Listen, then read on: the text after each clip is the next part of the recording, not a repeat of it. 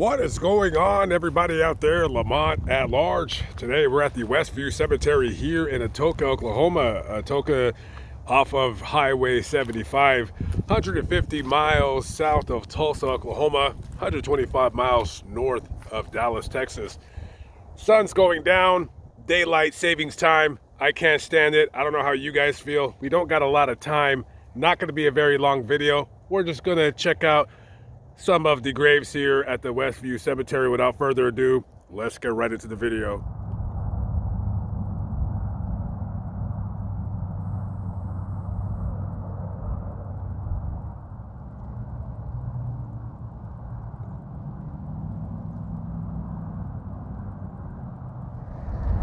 Oscar Vernon Hyatt, 18-year-old son of Mr. and Mrs. Oscar Hyatt of Atoka, drowned in Kiamichi River near Hugo on Sunday.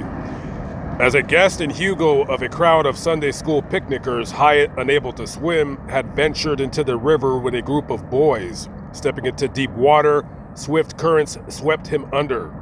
The tragedy occurred about 12 miles north of Hugo. It was nearly 3 hours before the body of the drowned youth was found, about 60 feet from the spot where he disappeared. At the time that he was over there, he was visiting his uncle who lived in Hugo.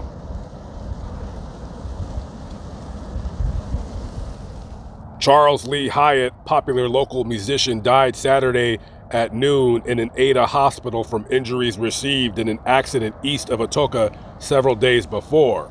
He had been rushed to a hospital where it was believed at first that his injuries were not serious. He had returned home, but he had to be taken back to Ada when he took a turn for the worse. Hyatt, commonly known by his friends as Chuck, was an accomplished pianist playing entirely by ear. He was working in a band that played regularly over on a television station in Ada at the time of his death.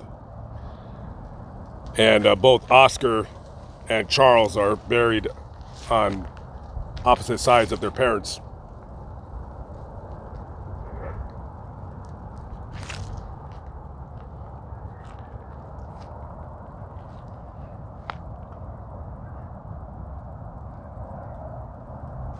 Charles died about 13 days after the initial accident. I'm not sure what the exact cause of death was, but he had been a member of a band in the area called the Oklahoma Playboys, and they were making a little bit of a buzz. They were making a little bit of a scene, if you will, here. And, you know, they were quite popular in these small cities around Atoka. And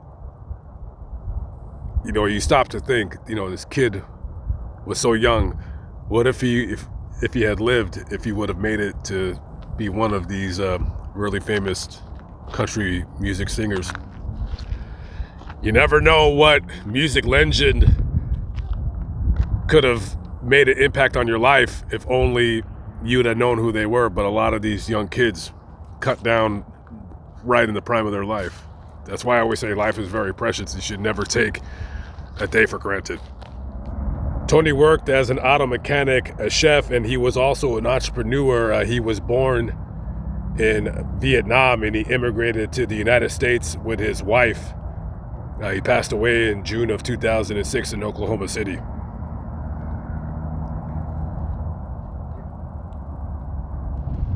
On August 9th, 1933, Deputy Marshal Robert Sumter is in Ada, Oklahoma, and it's business as usual on that fateful day. Now, a deputy marshal is a law enforcement officer. However, a lot of times their duties have more to do, oftentimes, with the clerical side of the law, serving papers such as that. So that day, he has a route, if you will, of people that he has to serve papers to, summonses, so forth and so on. So he stops at a meat market in town and he sees his friend Paul Mayer. And he says, hey, you want to tag along with me? I'm going to go down to Lehigh. I got to go serve some papers to somebody over there. He says, yeah, sure, why not? I'm bored. So they head down to Lehigh, and as they're in town, they're looking for the place of Frank Kosak. That's the guy that he's going to serve papers to.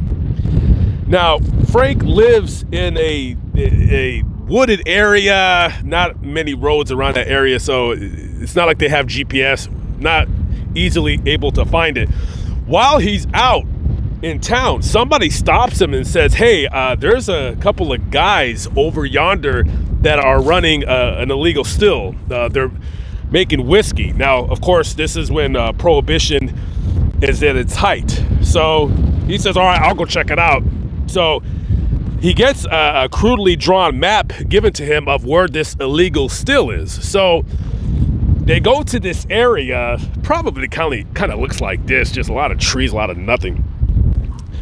So he goes to this road, right? So the guy told him the still, it's gonna be about a half a mile past this one guy's property. So you gotta park and you kind of gotta hike a little bit. So he's bored, so he wants a little bit of action. So he tells his friend Paul, he's like, hey, I'll be right back, I'm gonna go check this out. So Paul waits in the car while he makes the half a mile hike up to this supposed illegal still.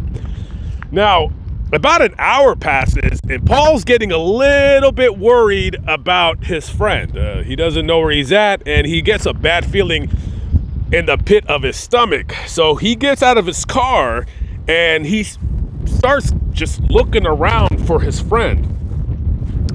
He eventually comes up to what he was looking for, which in fact was an illegal still.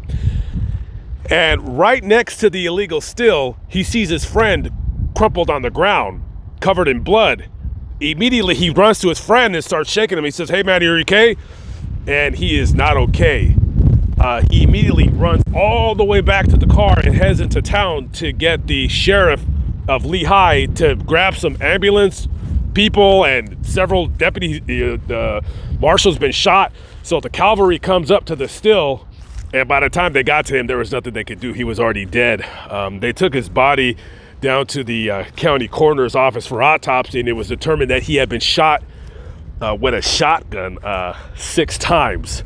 He was shot a couple of times at his abdomen. He was shot once at the top of his head.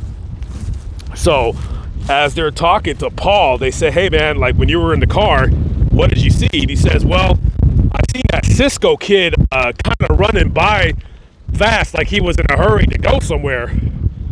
So of course they know the Cisco kid as John Cisco, troublemaker in town, and he has been busted before for possessing alcohol.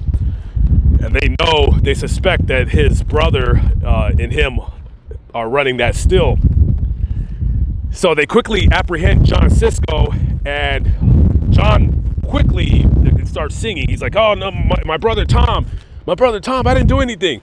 So they start rounding up the Cisco brothers along with 3 or 4 of their friends, including one man named Oscar Lovingood.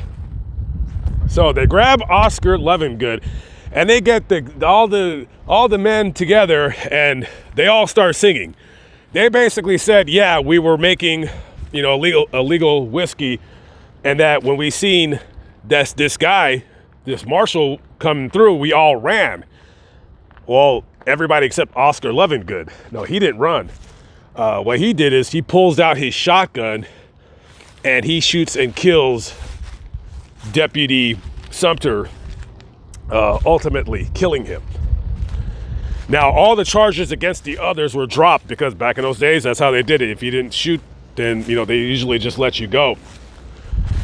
So they arrested Oscar Lovingood and they charged him with the murder of Deputy Sumter. Now, it took a couple times because the first 2 trials resulted in 2 hung juries. Because mind you guys, technically, nobody seen him shoot him. Okay, this was 5 guys running away who said that Oscar carried a shotgun around, and they heard a shot, but they didn't actually see him shoot Deputy Sumter. So the 3rd time is the charm, and they would later find him guilty, and he would be sentenced to 45 years in state prison. Of course, this is Deputy Sumter's grave, and it says right here, killed by a coward at his post of duty. And this would be his wife right here. This is Lena Sumter. So funny. Oklahoma is a state that's pretty known for being hard on people. Like if you commit, especially a murder here, yeah, you're going away for pretty much forever. However, his wife dies November 12th, 1953, 20 years after Robert here was murdered. And right after she died, they let him out on parole. And whatever happened to him, who knows? Maybe he cleaned up his act. Maybe he didn't. But rest in peace to Deputy Marshal Robert Sumter, killed in the line of duty. I don't see any marking on this grave right here. It's just a gate around it.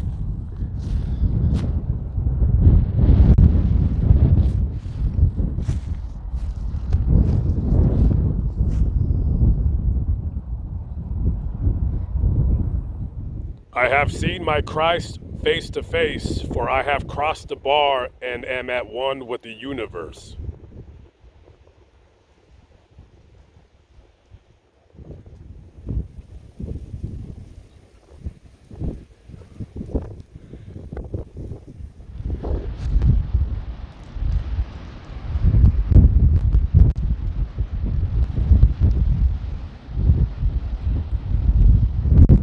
It never ceases to amaze me, all of these stupid, dumb idiots in these smaller towns and even bigger cities that just come to these cemeteries and they think it's funny to knock over headstones. I mean, you got a couple over here, you got some over there. Absolutely pitiful. And listen, when it comes to a lot of these kinds of crimes where it's very disrespectful, but it's not something that's it's not something where there's necessarily a victim in the crime. Oftentimes, I mean, these people don't get caught too often, but there's a simple cure for stuff like this that I see at a lot of cemeteries, and that is you have to make an example out of somebody who does this. Now, oftentimes you're 16, 17 years old and you're just bored and you're doing something stupid, but you know how much money it costs to hire a monument company or somebody with a crane to come out here and they charge. I mean, if they were to come to the cemetery and fix all the graves, I mean, it could cost upwards of $5,000, maybe even more. So one of these little bastards, they're gonna have to make an example out of somebody. Somebody's got to go to prison. I'm serious. You gotta get somebody that gets caught and the story goes viral and they do a year or two in prison. I think that would cure it, because I tell you, I get really, this is more like a rant right now, but I get really, really tired of seeing it. I really do.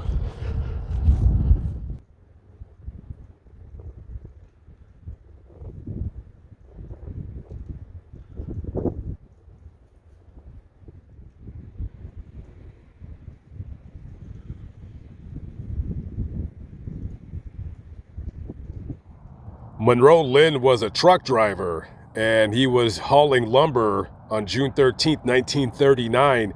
He was driving on a 2-lane highway just a little bit south of Shawnee, and in the other lane, opposite direction, one Gordon Dunn was driving, and he was driving intoxicated, and he crossed over into Monroe's lane and hit him head on. Monroe would later die at a hospital the following day. Now, later on, Gordon was arrested and held without bond for this charge. However, just me kind of standing here and trying to look things up, I'm not exactly sure what happened to Gordon. If I do find out later in the editing process, I'll put it on the screen. Sometimes information like that, very time consuming to find. Sometimes it comes up very quickly. You could easily stand in a cemetery for, if you're got the strength, 5 hours just reading and trying to research all of these people's lives and what have you. But we do know that this young man's life was taken way too soon by a person who should not have been behind a wheel of a vehicle, and because of that, this man did not get to lead a life that many of us get to lead. Lona Reynolds, daughter of W.H. and Anna Reynolds, September 18th, 1893 to March 20th, 1919. In thee, O Lord, have I put my trust. So Lona died of influenza. She battled the disease for quite a number of months. At the time of her death, before she got too sick, she was going to Lindenwood School of Music up in Missouri. Her parents had sent her down to San Antonio to try and get better, possibly. They either had some kind of a retreatment, or possibly just because of the warmer climate. And of course, that did not help. And it would be about, I want to say about 20 years or so after her death before they even started coming out with the vaccine for influenza. Many, many millions and millions of people died from influenza. And to her right are her parents. This is W.H. Reynolds. He died just about a year and change after his daughter. And then this is his wife, Anna, right here. So I find it odd. I could probably use a better word, but you see how the styles of monuments have changed so drastically from those times, the 20s, into going into the late 40s, early 50s. You would think that she would have wanted her monument to look like, you know, her daughters and her husbands, but no. So it's kind of interesting in that aspect, how they've changed throughout the years, the design of monuments, and they continue to change. And if I'm around in the next 30, 40 years, I'd like to see what they're going to look like then. I think technology is going to come and play a huge role, where you're going to start having, you know, like how we kind of have now, where you hit the I don't know what you call it, the little image things with your phone, and then information about that person comes on your phone, and you have that at some that I've read, some cemeteries, but I have yet to run into a stone that has that. But I'm waiting. Rest in peace to the Reynolds. Okay, guys, I am out of here. There is a polar vortex. I'm not a weatherman. Some wind, it just came over here, and it is cold. It is 40 degrees now, and the winds are coming out around 20 miles an hour. I'm out of here. It's getting cold. It's going to be 7 degrees here in about 2 days, and it's just funny how this wind just all of a sudden came. Woo-wee! I gotta make tracks. Live but not live, still alive by the grace of God. Lamont at large, coming to you from the Westview Cemetery here in Atoka, Oklahoma. I'll see you in the next video. Peace out.